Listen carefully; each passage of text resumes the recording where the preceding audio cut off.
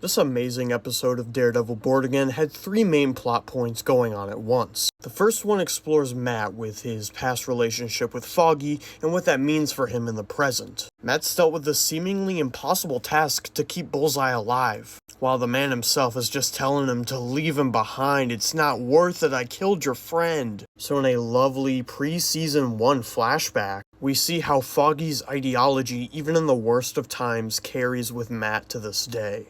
Before Nelson and Murdoch were even a thing, they were taking on a case from someone Foggy knew in his past. A man with a troubled past and a troubled future, and he's been bullying Foggy pretty much his entire life. So after discussing liking feet with Matt, and after successfully getting him out, Foggy gives all the money that they've been saving up for Nelson and Murdoch to his past enemy. In pre-season 1, Matt just wants to know what was it for, and it's the exact reason he's sparing his enemies to this day: mercy.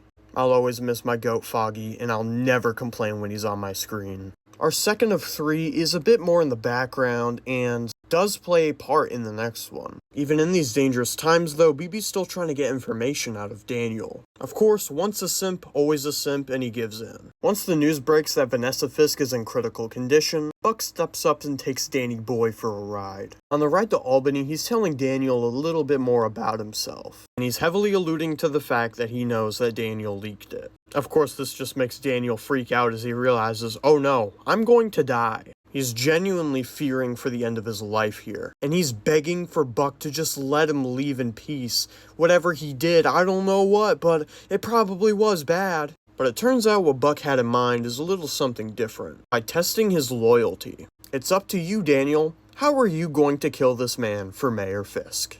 Of all this episode's plotlines, this is really the only one that's unresolved by the end. So I guess we'll just have to see where it takes us. Our third and final plot point of the episode involves Mayor Fisk. Unfortunately, it's not about Bitcoin, but Wesley's there, so that's pretty fucking neat. This dude hasn't been on screen in 11 years. He informs Fisk that maybe it'd be a good idea to start getting into the art business. Wait, who's in the art business? Oh yeah, Vanessa! Fisk is really just running through the memories that he had when he first met Vanessa.